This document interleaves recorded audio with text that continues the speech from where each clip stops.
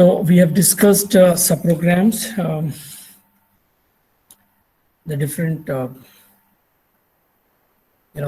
parameter passing methods for subprograms, and scope, lifetime, static and dynamic scope also we've discussed. The design issues of subprograms and operations, local referencing environments also we've discussed. Parameter passing methods also we've discussed. Overloaded subprograms and generic subprograms. Yes, this was parameter passing methods.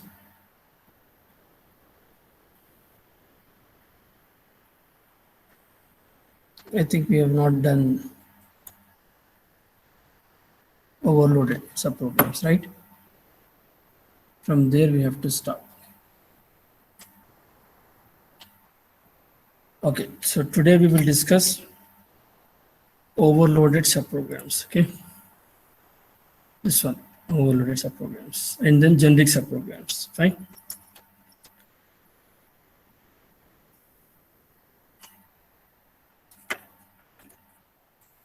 You have already worked with C++, right? Yes, sir. Yeah. Yes, sir. So you have worked with function overloading as well. Yes. So let me take the example of the same C++ function overloading to explain this concept first. Then we will probably look into the same concept available across various languages. Okay, so from C++ point of view, first we will check. Then we will come to its design issues and how this concept has been adopted across different languages as well we discuss. Okay, so if you see in C++, if you recall, right, we call it as function overloading, right?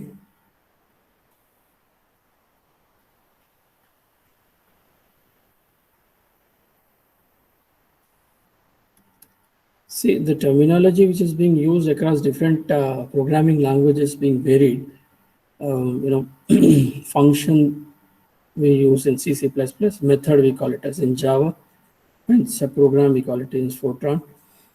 Like that. I mean, the terminology is being varied, but again, if you see the kind of advantage that we get out of it is in the reusability. The main advantage of having the function is the reusability concept, right?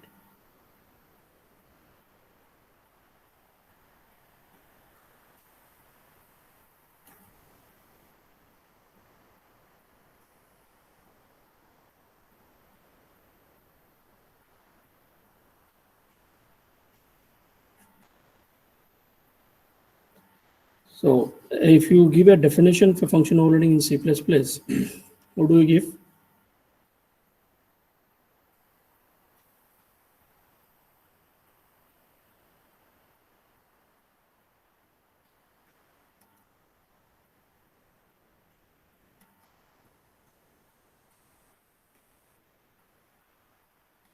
Having the same function name for different operations.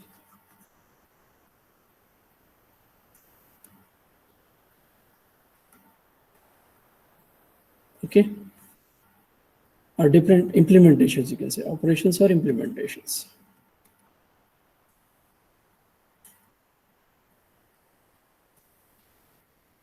By changing the parameters. By changing the parameters in number, comma, order, and type. What do you mean by this? By changing the parameter in number, order, and type. Okay, it means that you can have the same function name for different implementation. Okay, for example, I have, let us say, compute with one argument. The same function name compute I can have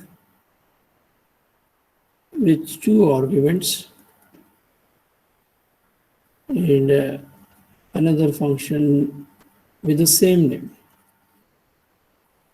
with three arguments. What am I?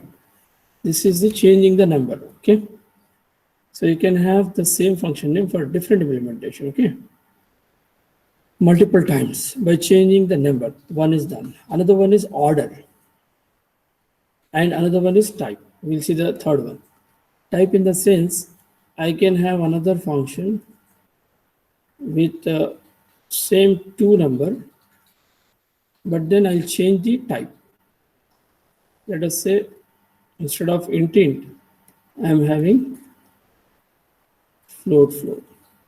So by just changing the type, you can have another function with the same name, right? Where you can have different implementation. Got it? So it means in the same class, I can have all these functions. Generally, when you have a function with one name, you are not allowed to have another function with the same name. But in C++, you are allowed to have the same function name multiple times for different implementation by changing the number and by changing the type and by changing the order. In the sense, if I have, let us say, two number parameter, one is int comma float, right? This is again differ from this and this. Though this one and this one both are having two number arguments. Say two number argument, this is also two number argument. This is also two number argument. Fine. This is also allowed, this will also be allowed, this will also be allowed, right? Why? This and this, from this two point of view, if you see, here and here you can see that data type is changed, right? Here you have both int and here you have both float. Here also again you have two number, but still it is allowed because you have changed the type of one parameter, right? One is int, but another one is float. So in this way also I can have again, right? So by changing the number, you can see one number, two number, three number. Okay. And by changing the type, here this is also two numbers, also two number, but I'm having int, but here I'm having float.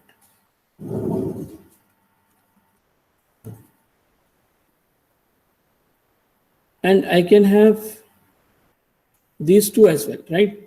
These two also, you can see they are also two number. So I'm having two number argument functions. How many? 1, 2, 3, 4. What is the difference? You can see these two are having the same two number argument, but then they are having different type. Fine. So number with different number you are allowed, with different type also you are allowed. And here you can see these two again are with two numbers, but then you can see the order is different. This one is having int comma float. It means the first parameter is int, second one is float. And this one is also having int float, but then order is changed. You are having float is first and int is next. Right?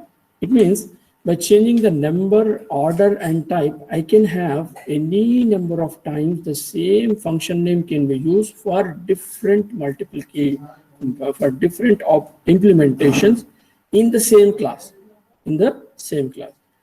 So this is called overloading. Fine. This is called overloading. When I have the same function being overloaded with more number of tasks, more number of implementations, more number of operations, I say it is overloaded, right? Fine. So in this concept here being implemented in C++ by being allowed by changing the number, order, and type. Fine. And you may have a doubt here that can we have the multiple number of times the same function by changing the return type as well. Okay, you may have a doubt here, right? This is one of the design issue, I can say, right? No, it means, see, basically when you look at the function prototype consists of what? Function prototype consists of return type of the function, return type, function name, and parameters, right? Parameters list, right? So here the return type, basically you give based on the value that you return from the function. If you are returning a integer value, you give the return type as integer, int.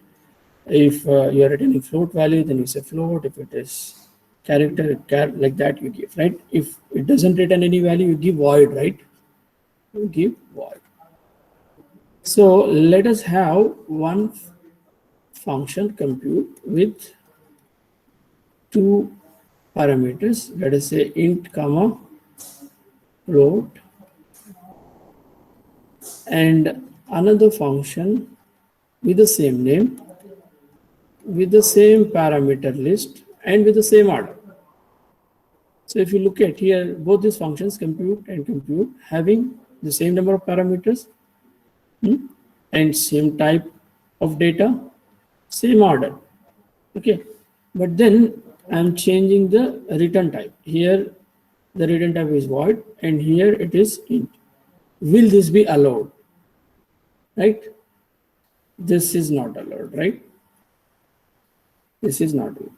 You can have the functions any number of times to be defined by changing the number, order, or type, but not by changing the return type. Okay, so these are being basically taken care by the language designer. Fine. So these all being actually covered under design issues, which have been been discussed here, are taken into consideration by the language designer by implementing this in this way, right? So the C++ language designer has taken the parameter changing concept, right, to allow the function overloading, but he did not take the return type into consideration. So that's the reason why return type is no way concerned with the function overloading concept, right? Will not help you to have the multiple times the same function being overloaded with the same parameter list, right? So this you have to keep in mind. Now let us work out with one program. If you want me to discuss one program, I'll discuss. Otherwise, I don't think it is required, because ours is more from theoretical point of view, where we are going to discuss about the concept and the design issues also with that particular concept and how they have been addressed by the different language designers. Basically we look into it, right? But still, if you want me to discuss, I'll discuss, but otherwise we can move on to the next. Yes. See, function concept or subprogram concept exhibits one of the important feature of the programming languages, said to be the abstraction, right? We find three types of abstractions in programming languages, right? Data abstraction, process abstraction, and control abstraction, right? So the process abstraction or functional abstraction, we call it as, we will be able to implement it with the help of functions or subprograms or methods, right? Data abstraction concept, at a lower level you can find with the help of floating data type in C, but then at a higher level in object-oriented programming concepts, right? So object, when you say, right, it is a data which is being encapsulated with member variables and member functions, right? data and functions. Data and functions are encapsulated. So this encapsulation actually encompasses the abstraction concept here, right? Fine. Because when you are trying to implement, let us say, for example, a student object, fine, you just create an instance of it and then invoke the functionalities or operations associated with the particular respective object.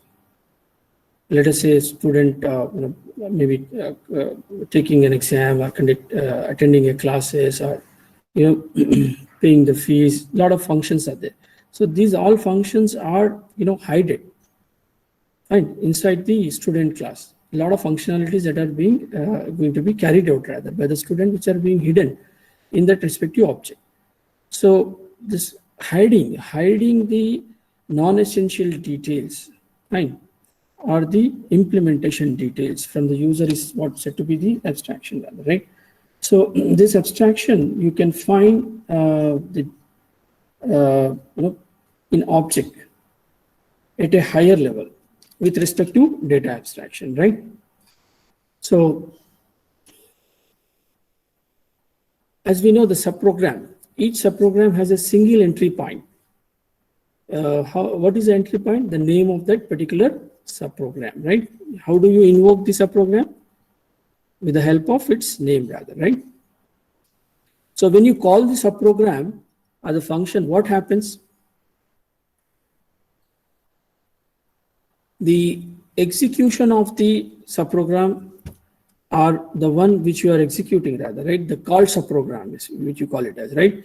There are two subprograms you find, the calling and the call rather, right?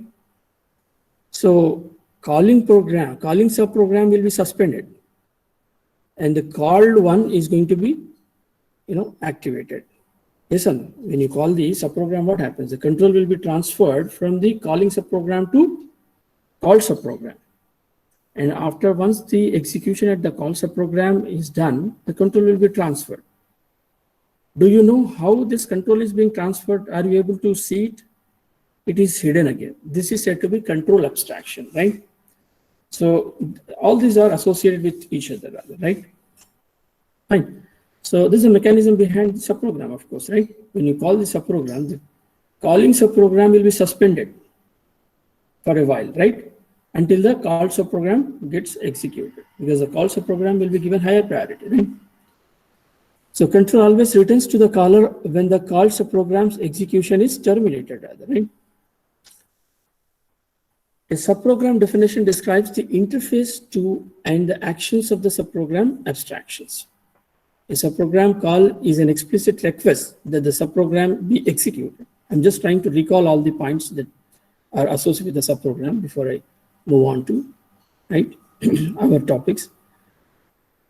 A subprogram header is the first part of the definition, including the name, the kind of subprogram, and the formal parameters. The header, which we call it as in C++ as function prototype, right? Prototype, the model rather, right? Or sometimes we call it as signature, like in Java, we call it as method signature, right? So this method signature or subprogram header or the function prototype, it carries what? It carries the return type, the name, and the parameters, right? Formal parameters, right? So generally in C programming language or C++ also, you may have seen that when you define the functions, before you define the function, you give the prototype before, right? You give the prototype immediately after the header files you include. With the help of this inclusion of these prototypes, what is that you are trying to notify? You are trying to notify that this kind of functions are available. The definition must be declared probably afterwards rather, right? But you are trying to notify the system that this kind of functions are available. If there is any call with this name, that functions calls have to be rather allowed, right? So you are trying to rather notify with the help of a model. Because basically, before you go for implementation in real time also, you give a model, you give a prototype, right? You give a mock model. So similarly, in even program as well, before you define the subprogram, you give a prototype of the same at the beginning, right? So like even when you define a class, you can see of C++, class, you give the class name, then inside that you will mention the data and then you will mention the functions. You don't define the functions code inside the class itself. You just mention the function prototype inside the class. Then you define the code of the functions outside the class, right? Outside the class. So how you probably write the code of the functions outside the class using this what you call scope resolution operator in C++. Fine. Fine. In C++, you do like that, right? So it means what? You are giving just the model or the prototype of the functions and the class to the user. The implementation of the same you are defining at some other place rather, right? Okay. So which helps the program more readable the other way around. Readability is also one of the evaluation criteria. So the abstraction will helps to improve the readability of the program the other way around, I can say. The class which you define with only the function prototypes, we call it as an ADT, abstract data type, right? Generally, when you have written the programs for data structures like stacks, queues, linked lists, you must have seen you first define the ADT of stack. So ADT or abstract data type are nothing but just the class. So in that, what you do, you just mention the functions which you want to be associated with that particular ADT, like stack or queue. Like for example, you take a stack. So in stack, what kind of functions you want? You want push function, you want pop function, you want peep function, you want overflow or underflow, whatever.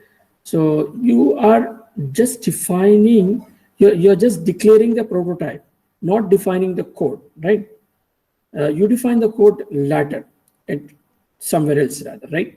So this class which just carries the function prototype, we call it as ADT, right? Abstract data type, right? The parameter profile, or we sometimes say signature of a subprogram, is the number, order, and type of its parameter. Fine. So basically here, why as I was discussing in C++, the C++ language designer did not take return type into consideration while allowing the function overloading concept, because you can see the signature carries the parameters, the name and the parameters, right? Parameters, of course, when you see, they will be taken into consideration with respect to number, order, and type. That's the reason why the function overloading concept has been implemented in C++ by taking these things into consideration, not the return type, okay? The protocol is a subprogram's parameters profile, and if it is a function, it's return type. Fine. Function declaration in C and C++ are often called as prototypes. We call it as prototypes. A subprogram declaration provides the protocol, but not the body of the subprogram. Fine. A formal parameter is a dummy variable listed in the subprogram header and used in the subprogram. Generally, the parameters that you declare in the function definition, they are said to be the formal parameters, right? And that function, when you call that during the time when you call the function, fine, during the call, the parameters that you are going to pass to the formal parameters are said to be the actual parameters, right?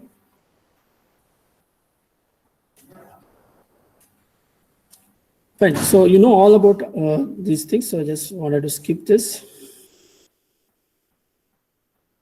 In certain languages like C++ or ADA, the formal parameters can have default values. Like in C++, constant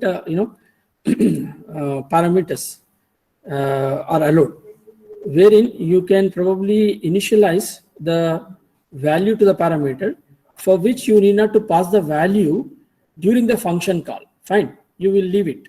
Okay, so generally these default arguments will be available in C++ in the end. Okay, in the end. If I have, let us say, 3 parameters in a function called compute, fine. For example, let us say simple interest function I have. Simple interest function carrying, let us say, 3 parameters. First one is principal amount, second one is time, and third one is, let us say, rate of interest. Principal amount and time can vary, right? Rate of interest is fixed, let us say, by that particular bank. When they are offering any kind of, let us say, for example, for personal loan.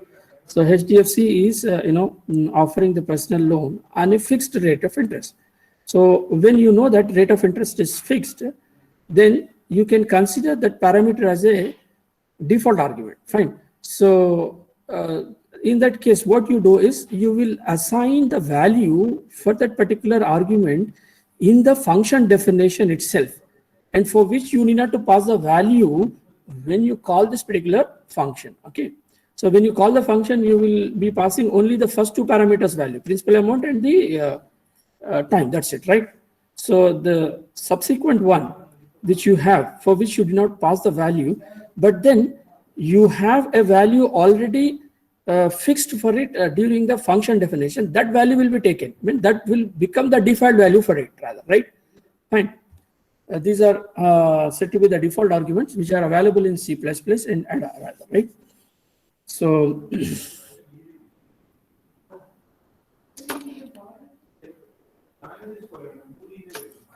1:20.